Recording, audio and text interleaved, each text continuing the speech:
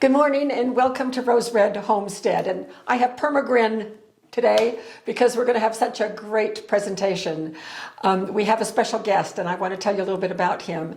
As you all know, our channel focuses on three main things, and that is self-reliance, food security, and emergency preparedness. And today's video hits the bullseye on emergency preparedness. Just before Thanksgiving, Jim and I were down in the next town over and at the hardware store, and we ran into our friend Casey Lofthouse. And what was going to be just a quick in and out trip for us turned into a wonderful half-hour conversation with Casey about what he's been up to and what we've been up to. And he has a channel and we have a channel, and we talked about those things. And we hatched the idea of him coming on our channel because he is so knowledgeable about the very things that we really emphasize on our channel. Casey, I wish you knew him in person. He is everybody's best friend. He's a Renaissance man. He knows so much about so many things. And when we first moved here, my gosh, it's going on, Jim, it's going on 14 years now. We're in our 13th, going on 14. Yep.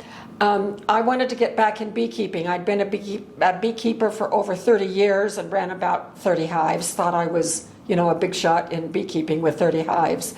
And I hadn't done it since I'd been back to graduate school and become a professor. So I don't know, 10 or 15, maybe even 20 years I'd been away from it. And so we searched around and found a local expert, and that was Casey. And he helped us get started again with our bees. Now, Casey ran thousands of hives and loaded up his hives and headed off every year to California. Now, he has since retired from that, but he is so active in the community, doing good all the way around. He is an entertainer. He plays the guitar and sings, and he's a cowboy singer. And also he does concerts that benefit a lot of worthy causes around our larger region here. He has an automotive repair shop, and you all know about the truck that I drive. Well, that is the fourth Ford F-250 or 350 that I have driven. And once they get out of, warranty, once they get out of warranty, I take him right to Casey, and he's done a great job. He's just such an honest guy. He's also been a part of our local search and rescue and has amazing experiences. And if it's broken, he can fix it regardless of what it is. So I want to bring him in now. Come on, Casey. Well, thank you for the kind introduction and having me in your home, and it's a pleasure to be here. Well, thank you, and it's so fun to have you here too, because you're such a great guy and always willing to help. And we have thousands of viewers who are very, very interested in emergency preparedness. Yeah. And when we were talking down at the hardware store, one of the things that we talked about, and in our meeting where we had breakfast together kind of talking about this, you talked about how one of your concerns was that we just shoot ourselves in the foot a lot of times because we don't adequately prepare for even just going to the grocery store and something happens or whatever. It doesn't have to be a great big wildfire or anything like that, but just being out on the road. Basic preparedness can prevent things from turning into catastrophes. So share a little bit about that. So one of the things that I see a lot in my line of work, both in the repair business as well as in the towing business, is you have a minor disaster, I call them, a flat tire in the morning, a dead battery, those types of things. You let those little things turn into a major thing because now you've missed a day of work. You've turned it into something so simple that you should have been able to deal with and be self-reliant, and turn it into a big disaster for you personally and in your business and in your life. And so there's certain things that you can do as you face your day-to-day activities to make sure that you're prepared for a minor natural disaster. I don't call it, I guess it is a natural disaster. It's just a challenge, a disaster, those types of things. You can use those words to kind of describe it, but just be prepared for those little things in life, because if you're not prepared for those, you'll never make it through a big catastrophe. Yeah, that's really true. When I was raising my family, I had 6 children, and I drove a big 12-passenger van all over the place.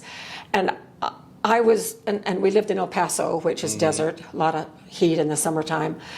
I was, even back then, before preparedness became such a big deal, although you and I both grew up in families where that was emphasized anyway. For sure. And I was always aware. We carried a first aid kit. I wasn't as prepared as I am now for things. And I always had water for the kids and little snacks and things like that, just in case, because you never know when you're going to get caught in traffic. Yeah, and we had a good example of that. Some years ago in Arizona, we assisted Arizona in an incident where an ice storm came through, and it closed the freeway down. And all of the cars that were on the road and the semis, everything, they couldn't get through, and it was in the Virgin River Gorge, and they could not, the traffic was just gridlock. And so that morning, about 4 a.m., we got the call to go down and assist, and guess what we had to do? We had to hand out water, granola bars, and give everyone a gallon of gas. Not everyone, but the ones that hadn't prepared with a full tank, with having a few necessities. If you're going to be stranded, you better have a few creature comforts and a few odds and ends in your vehicle, because nobody there would have expected an ice storm to move in northern Arizona and just shut the freeway down. Well, and that gorge is treacherous anyway. It is, yep. So, yeah, so we've been in traffic backups before, but nothing like that down in that gorge. So talk about some of the things that, maybe some of your experiences and things that you recommend for all of us to have in our cars. So you have a couple examples in front of you, which is wonderful, because there are basic commercial kits that they put together for a roadside emergency kit, which this has all kinds of things in it. It'll probably have jumper cables. It'll have a pair of gloves. I have not even opened it because we put our own together, but I thought I would just buy this one. Yeah, look at that. Whoa! Oh my gosh, 2 pair of gloves. Jim, Pam. Yep, that's right. Better put our names on them. A little toe strap, and that'll get you moving if you're just on a little patch of ice. A flashlight. That's as handy as it comes. Oh, there you go. Safety triangles for if you're broke down on the side, you'll set those out, obviously. Jumper cables. These are heavy. Yeah, those are good heavy-duty jumper cables. Oh, an ice scraper. There's for your ice storm. Whatever storms. I don't know what this is. It's probably a... It's a little first aid kit. A little hygiene and first aid kit. And... Basic tools. We've got measuring tape, screwdrivers, hammer, pliers, and some tape in there. So that's a good little addition to a roadside kit. Oh, zip ties. Yeah, you can use those for anything. And a bungee cord. Oh, there you go. Spare fuses.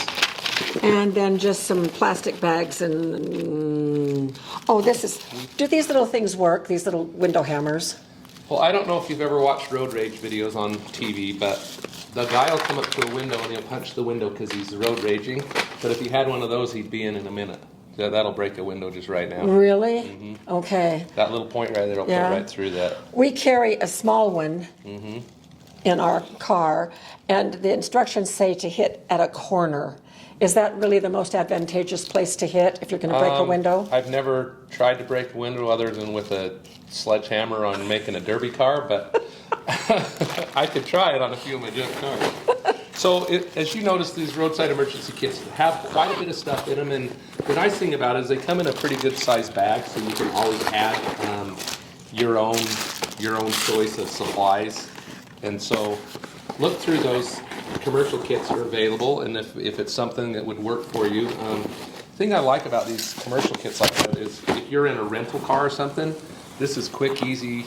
You can grab it and go. So that's kind of probably pretty reasonably priced as well. It was $40, and I wanted your opinion on it because, we have our own little Amazon store where we feature things that we have in our videos, but we always buy our own stuff. We don't ever accept freebies from anybody, and we try them out before we will recommend them. Yep. So you seem to be pretty... Yeah, that's a basic kit, and it has a lot of good stuff in it, and there's lots of different manufacturers, but that is a basic kit that will help you get, over everything but maybe a flat tire. You could probably, if there's something minor that comes up, and you're spending some time, whatever, that has a lot of supplies in it for. So this, along with the blanket and water and snacks and anything else, then? You know, we can go into some of the other stuff that you have in front of you. Oh, sure, that sure, that's comes fine. in handy. I will put the link to this little kit below the video in case any of you want to check it out. So this is a battery charger that I bought specifically for my big diesel truck. So there it is. And I don't know how many of you have experienced these jump starters, but they are absolutely amazing. Are they? It boggles my mind that something this small will start a diesel truck. This is made by Gulu, which I also have some Gulu products that I use on a regular basis. Oh, really? I keep one in my tow truck. I keep one in my Jeep, in addition to jumper cables. But these are pretty amazing. They also have auxiliary ports and different things that you can use for charging phones, radios, that type of thing. They've got outputs for that. So if you don't have one of these little jump starters, go out in the morning, your battery's dead, you're already running late, it's been one of those weeks, and you go out there and you just have a dead battery. Yeah. And it's just, don't let something so simple ruin your whole day. Yeah, that's really a good point. Because really, these things will save you a lot of stress. And didn't you tell me that your 16-year-old daughter? Yeah. So, my kids are pretty self-reliant themselves. They're wonderful children. I had an absolute joy raising them. And my wonderful wife, I'm glad they turned out more like her than they did like me. But my daughter was at a baseball game one day, and because her dad is who he is, there is a jump starter in her car that was a gift on her birthday. And so somebody was over in the parking lot with her hood up, and she went over and said, "Oh, I can help with that." And you have to know her. She's a ditzy, kind of a blonde ditzy girl, you know, but dishwater blonde. But she's so fun-loving, and she goes over in her car and she gets her jump box out, and I love that. She runs over and saves the day for a grown man in the parking lot at a baseball game. So it was a lot of fun. Oh, a proud dad moment. I guess so. And then this is the charger that Jim keeps in his car, so he very has good. one too. So these chargers are made by a lot of different brands. This is a 16 amp charger, which will put a pretty good charge onto a standard battery. They plug into the house, so shore power. It's good to just have one around if you need to charge a battery on a lawnmower, on your vehicle if it's low. You know, there's lots of uses for one of these and lots of opportunity. If you don't know, there's so many good how-to channels on the internet. Yeah. I mean, basic information. If you're not familiar with charging batteries, that's something you should learn, and just have a plug-in battery charger at your home. Okay, and then you brought this, so tell us about this. Yeah, this is kind of a neat little product. It's made by Lyson. My wife buys these products on Amazon. And this is so cool because it's an air compressor. It has a hose, the whole 9 yards. So if you have a tire that's low, instead of ruining your tire, you just screw this on here and plug that onto your tire, and it'll Cool. set the PSI you want, and it'll run and do its thing. Plus, it also has the plug-ins for your for your phone and stuff. phone, whatever you need Yeah. as far as charging a product. So that is a cool little tool. They make them by a lot of different manufacturers. Yeah. Plus, Milwaukee, Ryobi, all of those make a battery-powered air compressor. That are this small. Maybe not this small, but they all manufacture air compressors for all your Ryobi tools and Milwaukee tools. Yeah. They all make an air compressor that you can use those batteries that you already have. That's great. So, and that would be a good for inside the car as well to have there. This would air up a tire on a lawnmower, your bike, your car, and we don't know if it's going to air up all four tires from being low, but it'll definitely put in, get you back on the road. Yeah. So we've talked a lot about cars. Anything about just things we should have on hand at home? So kind of the same thing goes along with your home is you want to ensure that you have the supplies that you need in your home for your vehicles. For okay. example, knowing what type of oil, antifreeze, being able to air up tires, going through your cars and making sure that you have a jack and that you have a impact or a tool to get your lug nuts off. Those types of things are going to save you a lot of time and frustration if you know that you need those things. And as far as gas storage, they have got a lot of additives that you can put in gas now that extends the shelf life. And you don't need a whole bunch, but just enough if you need a little extra fuel for a generator, if you need extra fuel for a four-wheeler or your vehicle. Just think through what your needs are and just have those supplies on hand for your vehicles. Okay, that makes sense. Lawn mowers and generators and those types of things. All right, that makes sense. All right, so I have another question. You know, on our channel, we've done over 700 videos. Awesome, congratulations. And we talk a lot about if the grid goes down, long time.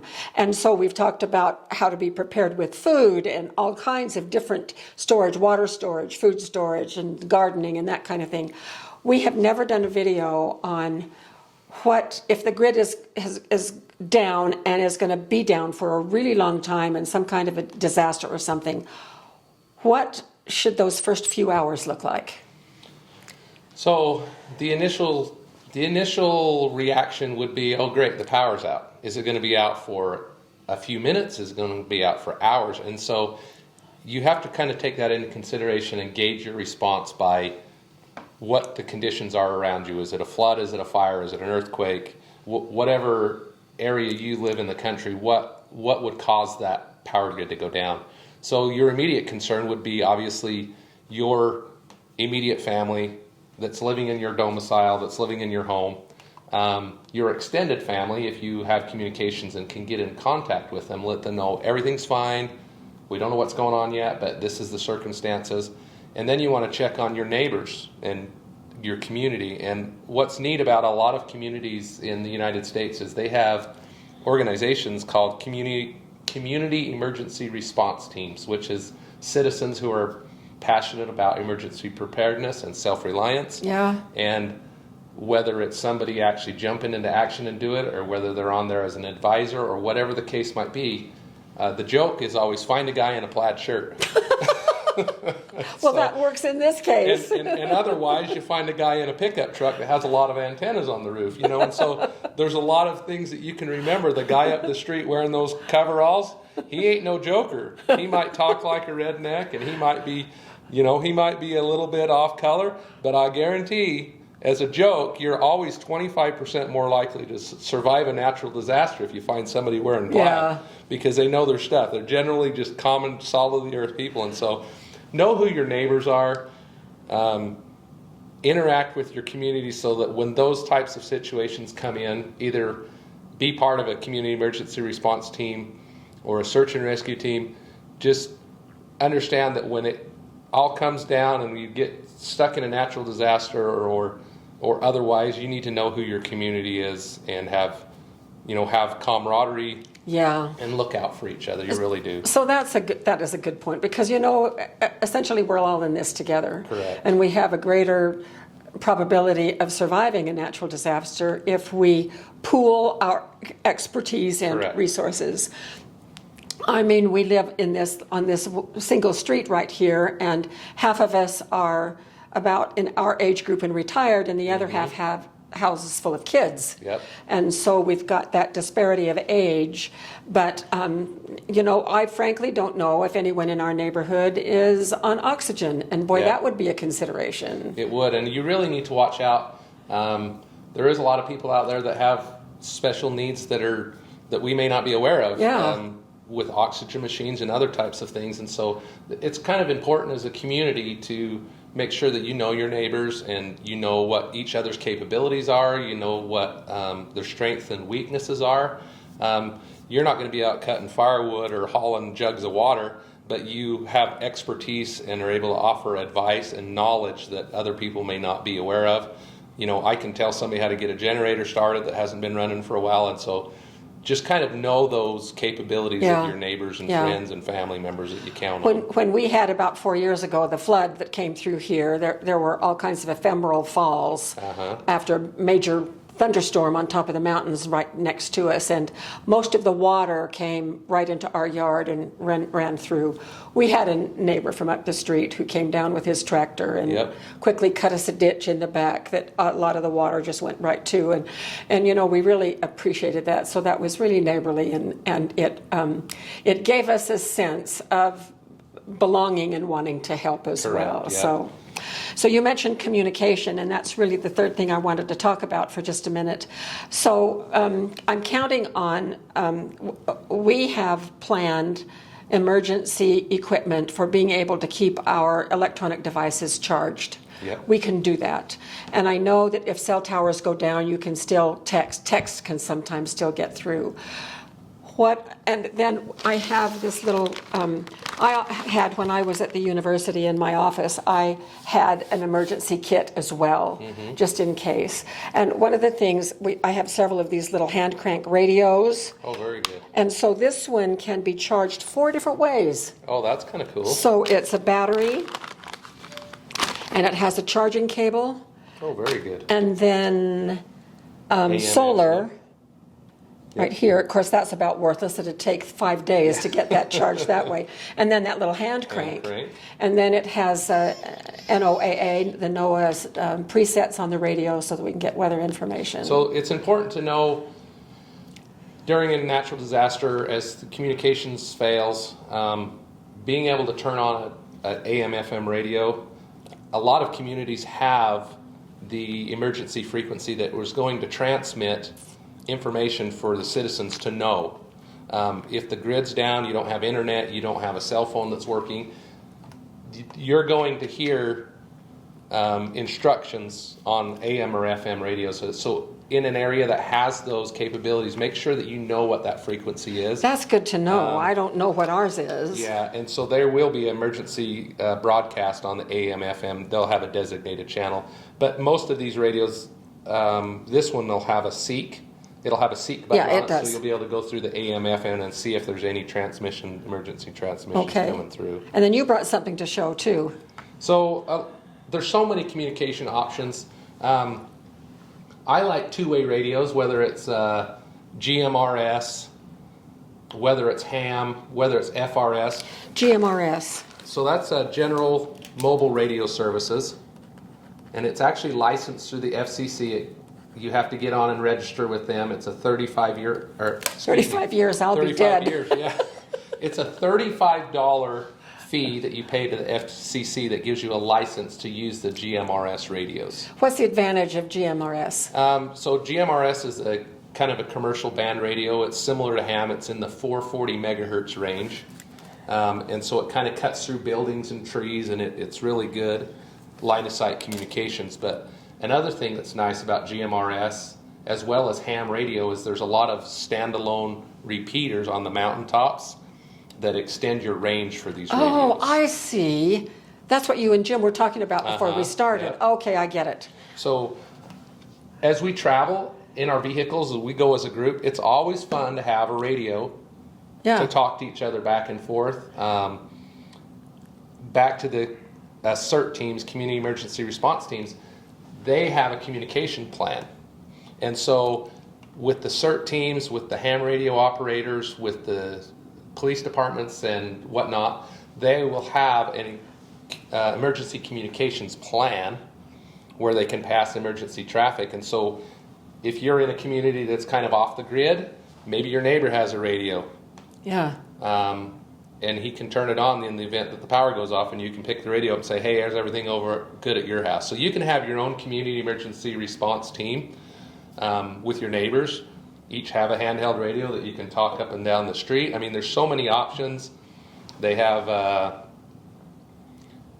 satellite communicators nowadays where you can send text messages directly back and forth between them. Garmin has a lot of great options.